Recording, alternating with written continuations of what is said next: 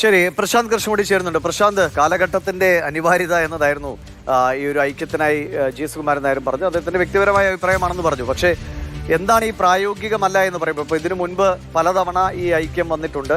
അത് അലസി പിരിയാൻ കാരണം ചില രാഷ്ട്രീയ കക്ഷികളുടെ ഇടപെടലാണ് എന്നൊക്കെ പല വിധത്തിൽ ആരോപണങ്ങൾ വെള്ളാപ്പള്ളി നടേശൻ തന്നെ ആ കാര്യങ്ങൾ ഉന്നയിക്കുകയൊക്കെ ചെയ്താണ്. പക്ഷേ അങ്ങനെയൊന്നും ഇല്ല എന്ന് ജി സുകുമാരൻ നായർ പറയുന്നതും കേട്ടു. എന്താണ് പെട്ടെന്ന് ഇങ്ങനൊരു ഐക്യത്തിന്റെ ചർച്ചകൾ പോലും നടന്നില്ലല്ലോ? തുഷാർ വെള്ളാപ്പള്ളി അങ്ങോട്ടേക്ക് ചെല്ലുന്നു, ചർച്ച നടക്കാൻ പോകുന്നു എന്നുള്ളൂ. അതിനു മുൻപ് തന്നെ വിട്ടുവരാൻ ഏതെങ്കിലും രാഷ്ട്രീയ നേതൃത്വത്തിന്റെ ഇടപെടലാണോ അതോ NSSന് സ്വയം ഉണ്ടായൊരു ബോധ്യമാണ്?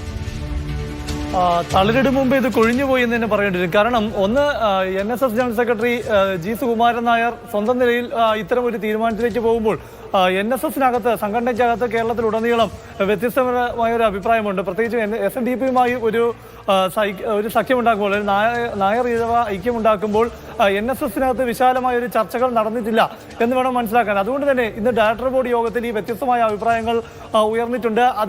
അതുകൊണ്ട് തന്നെ ഏകപക്ഷീയമായി NSS general secretary G Sukumaran നായർക്ക് അതുമായി മുന്നോട്ട് പോകാൻ കഴിയില്ല എന്നതാണ് യാഥാർത്ഥ്യം. പിന്നെ മുൻകാലത്തെ പഴയ ചരിത്രങ്ങളെല്ലാം നമ്മൾ നോക്കുമ്പോൾ 1959 മുതൽ തന്നെ SNDP NSS നായർ ഈഴവ ഐക്യം എന്ന ഒരു ആവശ്യം ഉയർത്തിക്കൊണ്ട് അത്തരമൊരു ആലോചനകളും നടപടികളും ഒക്കെ ഉണ്ടായിട്ടുണ്ട്. അത് മന്നത്ത് പത്മനാഭന്റെ കാലത്ത് 1959 NSS SNDP ലയനം അടക്കമുള്ള ആലോചനകളും നീക്കങ്ങളും എല്ലാം നടന്നിരുന്നതാണ്. അതിനുശേഷം പലവട്ടം, അതായത് ഈ ജി സുകുമാരൻ നായരും വെള്ളാപ്പള്ളി നടേശനുമായി ബന്ധപ്പെട്ട് നായർ ഈഴവ ഐക്യത്തിന് അല്ലെങ്കിൽ SNDP NSS ഐക്യത്തിന് വലിയ ശ്രമങ്ങൾ നടന്നിരുന്നു.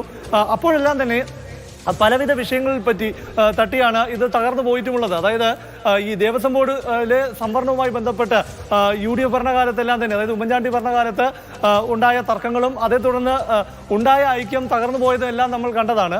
അതിനുശേഷം മുസ്ലിം ലീഗുമായി ബന്ധപ്പെട്ട വിഷയങ്ങളിൽ, അല്ലെങ്കിൽ ലീഗുമായി ബന്ധപ്പെട്ട അല്ലെങ്കിൽ ലീഗിന്റെ അപ്രമാദിത്വം എന്ന വിഷയം ഉന്നയിച്ചുകൊണ്ട് NSSും SNDPയും സഹകരിക്കുന്ന ഒരു അവസരമുണ്ടായി. പക്ഷേ SNDP പിന്നീട് സ്വീകരിച്ചൊരു നിലപാട്, ലീഗുമായി സഹകരിക്കുന്ന ഒരു നിലപാടെല്ലാം സ്വീകരിച്ചതിലൂടെ തന്നെ NSS അതിൽ നിന്ന് പിന്മാറിയ ഒരു സംഭവവികാസങ്ങളെല്ലാം തന്നെ മുൻകാലത്തുണ്ടായിട്ടുണ്ട്. അതുകൊണ്ട് തന്നെ പല വിഷയങ്ങളിൽ തട്ടി മാത്രമാണ് എപ്പോഴും NSS SNDP ഐക്യം തകർന്നു പോയിട്ടുള്ളത്. പക്ഷേ ഇവിടെ ഇപ്പോൾ അത്തരമൊരു തുടക്കത്തിൽ തന്നെ, ചർച്ചയുടെ തുടക്കത്തിൽ തന്നെ, അല്ലെങ്കിൽ അങ്ങനെ ഒരു ആലോചനയുടെ തുടക്കത്തിൽ തന്നെ ഈ ഒരു നീക്കം പാളിപ്പോയി. അതിന് പ്രധാനമായി കാരണം NSSനകത്തുനിന്നുണ്ടായ വിമർശനങ്ങൾ തന്നെയാണ്. താഴെത്തട്ടിൽ NSSന്റെ കരയോഗങ്ങൾ മുതൽ തന്നെ ഇത്തരത്തിലുള്ള ഒരു വിയോജിപ്പ് അല്ലെങ്കിൽ ഒരു എതിർ സ്വരങ്ങൾ വ്യാപകമായി തന്നെ ഉയർന്നു വന്നിട്ടുണ്ട്. പ്രത്യേകിച്ചും ഈ NSS SNDP ഐക്യം എന്ന് പറയുമ്പോൾ NSS general secretary G Sukumaran Nair സംസ്ഥാന സർക്കാരിനോട് ചേർന്ന് നിൽക്കുന്ന ഒരു സമീപനം സ്വീകരിക്കുന്നു എന്നൊരു വിമർശനം, പ്രത്യേകിച്ചും ഈ തെരഞ്ഞെടുപ്പ് കാലത്ത് സർക്കാരിനെ പിന്തുണയ്ക്കുന്ന തരത്തിലുള്ള ഒരു സമീപനം സ്വീകരിക്കുന്നു എന്നൊരു വിമർശനം വ്യാപകമായി തന്നെ ഉണ്ടായിട്ടുണ്ട്. അത് ശബരിമല വിഷയത്തിലാണെങ്കിൽ തന്നെ NSS ജനറൽ സെക്രട്ടറി സ്വീകരിച്ച നിലപാട് നമുക്കറിയാം. യുവതീ പ്രവേശവുമായി ബന്ധപ്പെട്ട വിഷയങ്ങളിലെല്ലാം തന്നെ സർക്കാർ എല്ലാം തെറ്റുകൾ തിരുത്തി. അതായത് പ്രശാന്ത്, ഈ ഒരു സമദൂര നിലപാടിൽ നിന്ന് വ്യതിചലിക്കേണ്ടി വരുമെന്നൊരു ആശങ്കയാണോ NSSലെ ബോർഡ് അംഗങ്ങൾക്കുണ്ടായത്? അതായത് വെള്ളാപ്പള്ളി എപ്പോഴും ഒരു CPM അനുകൂല, ഈ സമീപകാലത്ത് CPM അനുകൂല നിലപാടെടുക്കുന്നു. തുഷാർ വെള്ളാപ്പള്ളി BJPയുടെ ഭാഗമായി നിൽക്കുന്ന, അല്ലെങ്കിൽ NDAയുടെ ഭാഗമായി നിൽക്കുന്ന ഒരു പാർട്ടിയെ നയിക്കുന്നു. അപ്പോൾ അങ്ങനെ രണ്ട് പാർട്ടികളോട് ആഭിമുഖ്യം അല്ലെങ്കിൽ ബന്ധം പുലർത്തുന്ന ആളുകൾ നേതൃത്വം നൽകുന്ന ഒരു സംഘടനയുമായി നിൽക്കുമ്പോൾ തങ്ങളുടെ നിലപാടുകളും ആ വഴിക്ക് സഞ്ചരിക്കേണ്ടി വരുമെന്നൊരു ആശങ്ക കൊണ്ടാണോ, അതോ ഏതെങ്കിലും വിധത്തിൽ രാഷ്ട്രീയ നേതാക്കളുടെ ഒരു ഇടപെടൽ ഇതിലുണ്ടായിട്ടുണ്ടോ, അതോ NSSലെ അംഗങ്ങളുടെ തന്നെ ഒരു ചിന്തയിൽ നിന്ന് ഉണ്ടായ തീരുമാനമാണോ ഇത്?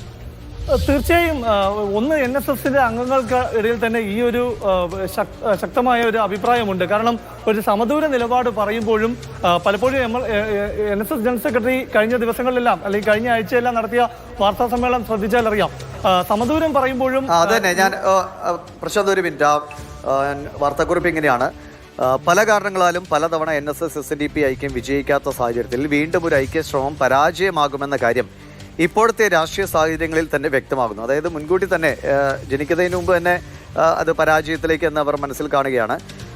NSSന്റെ അടിസ്ഥാന മൂല്യങ്ങളിൽ നിന്ന് വ്യതിചലിക്കാനും ആവില്ല. അതിനാൽ വീണ്ടും ഒരു ഐക്യം പ്രായോഗികമല്ല.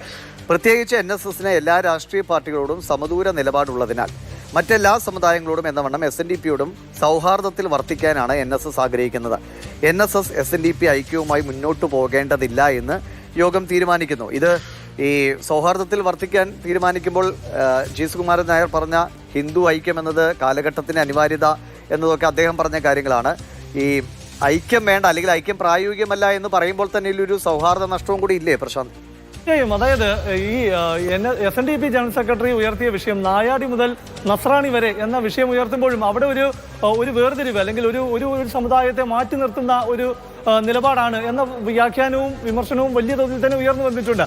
ആ ഒരു പശ്ചാത്തലത്തിൽ NSS SNDP നായർ ഈഴവ ഐക്യം എന്ന് പറഞ്ഞ് മുന്നോട്ട് പോകുമ്പോൾ അത് NSS ഡയറക്ടർ ബോർഡിനകത്ത് അത്തരമൊരു വിമർശനം സ്വാഭാവികമായിട്ടും NSS സമദൂരം പറയുമ്പോൾ തന്നെ ജനറൽ സെക്രട്ടറി കഴിഞ്ഞ ദിവസങ്ങളിലെല്ലാം നടത്തിയ വാർത്താ സമ്മേളനത്തിലെ കാര്യങ്ങൾ ഒരു സമദൂര നിലപാട് രാഷ്ട്രീയ കക്ഷികളോട് പുലർത്തുന്നില്ല എന്നൊരു വിമർശനം NSSനകത്തുള്ള വ്യത്യസ്ത രാഷ്ട്രീയ ചിന്താഗതിയുള്ളവർക്കിടയിലുണ്ട്. അതായത് ഒരു വശത്ത് സർക്കാരിനെ അനുകൂലിക്കുന്ന ഒരു സമീപനം എടുക്കുകയും കോൺഗ്രസിനെയും BJPയും വളരെ ശക്തമായി തന്നെ വിമർശിക്കുകയും എന്ന വാക്കുകളിലൂടെയാണ് അദ്ദേഹം ആ വാർത്താ സമ്മേളനത്തിലുടനീളം നിലപാട് വിശദീകരിച്ച്. അതുകൊണ്ട് തന്നെ സമദൂരം എന്ന് പറയുമ്പോഴും സമദൂരവുമായി ചേർന്ന് നിൽക്കുന്ന ഒരു പ്രഖ്യാപനമല്ല അല്ലെങ്കിൽ ഒരു നിലപാടല്ല അദ്ദേഹം വിശദീകരിക്കുന്നത് എന്നൊരു വിമർശനം വ്യാപകമായിട്ടുണ്ട്. പലപ്പോഴും ഇപ്പോൾ BJP ശക്തമായി വിമർശിച്ചുകൊണ്ട് കഴിഞ്ഞ ദിവസം BJPയുടെ നേതാവ് PS ശ്രീധരൻപിള്ളയെല്ലാം അദ്ദേഹത്തെ പോയി കണ്ടത്. ശരി, ഞാൻ ഷിനോജിലേക്ക്